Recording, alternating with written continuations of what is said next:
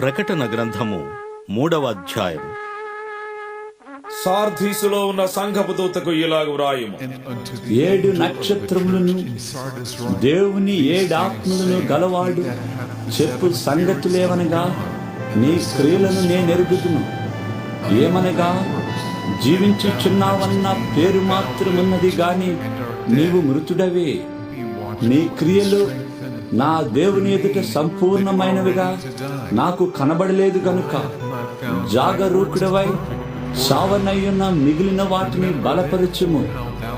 నీవేలాగు ఉపదేశము పొందితివో, ఎలాగు వింటివో జ్ఞాపకము చేసుకొని దానిని గైకొనుచు మారు మనస్సు పొందుము. నీవు జాగరూకుడవై ఉండని ఎడల నేను దొంగవలే వచ్చేదను. ఏ గడియను నీ మీదకి వచ్చేదనో నీకు తెలియదు. అయితే తమ వస్త్రములను అపవిత్రపరచుకొని కొందరు సార్దిస్సులో నీ యొద్ద ఉన్నారు.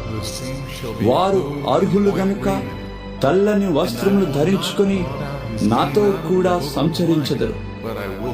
జయించువాడు అలాగున తెల్లని వస్త్రములు ధరించుకును. జీవ గ్రంథములో నుండి అతని పేరెంత మాత్రమును తుడుపు పెట్టక నా తండ్రి ఎదుటను ఆయన దూతల ఎదుటను అతని పేరు ఒప్పుకొందును.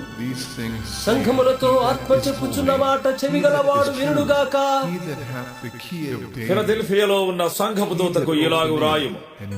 దావీదు తాళపు చెవి గలిగి ఎవడునూ వేయలేకుండా తీయువాడును, ఎవడునూ తీయలేకుండా వేయువాడునైనా సత్య స్వరూపియగు పరిశుద్ధుడు చెప్పు సంగతి లేవనగా, నీ క్రియలను నేనెరుగుదును.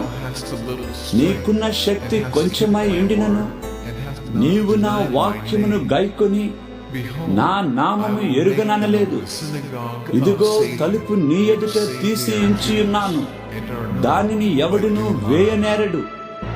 యూదులు కాకయే తాము యూదులమని అబద్ధమాడు సాతాను సమాజపు వారిని రప్పించదను.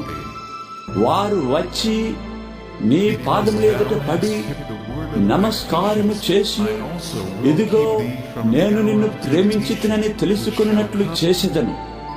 నీవు నా ఓర్పు విషయమైన వాక్యమును గైకుంటివి గనుక భూనివాసులను శోధించుటకు లోకమంతటి మీదకి రాబోయే శోధన కాలములో నిన్ను కాపాడేదను.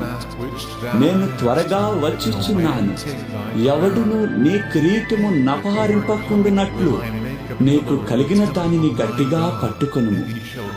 జయించు వానిని నా దేవుని ఆలయములో ఒక స్తంభముగా చేసేదను.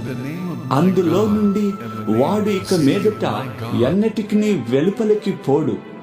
మరియు నా దేవుని పేరును, పరలోకములో నా దేవుని యొద్ద నుండి దిగివచ్చుచున్న నూతనమైన యెరూషలేమును, నా దేవుని పట్టణపు పేరును, నా క్రొత్త పేరును వాని మీద వ్రాసెదను.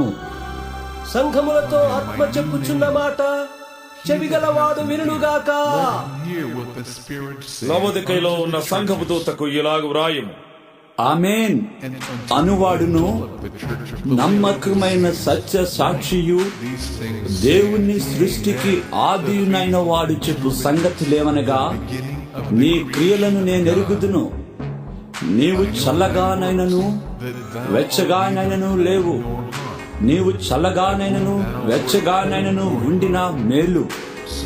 నీవు వెచ్చగానైనను చల్లగానైనను ఉండక నులువెచ్చనగా ఉన్నావు కనుక నేను నిన్ను నా నోట నుండి ఉమ్మివేయను ఉద్దేశించుచున్నాను.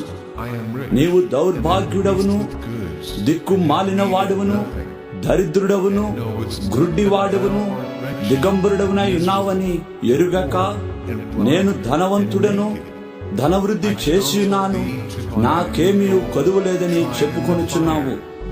నీవు ధనవృద్ధి చేసుకొనున్నట్లు అగ్నిలో పుటము వేయబడిన బంగారమును, నీ దిశమొల సిగ్గు కనబడుకున్నట్లు ధరించుకొనుటకు తెల్లని వస్త్రములను, నీకు దృష్టి కలుగున్నట్లు నీ కనులకు కాటుకను, నా యొద్ద కొనుమని నీకు బుద్ధి చెప్పుచున్నాను.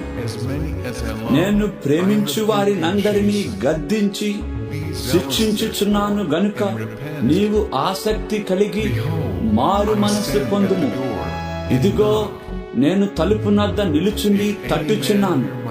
ఎవడైనను నా స్వరము విని తలుపు తీసిన ఎడల నేను అతని యొద్దకు వచ్చి అతనితో నేనును నాతో కూడా అతడును భోజనము చేయుదుము. నేను జయించి నా తండ్రితో కూడా ఆయన సింహాసనమునందు కూర్చుని ఉన్న ప్రకారము జయించు వారిని నాతో కూడా నా సింహాసనమునందు కూర్చుండనిచ్చెదను. సంఘములతో ఆత్మ చెప్పుచున్న మాట చెవిగలవాడు వినుగాక.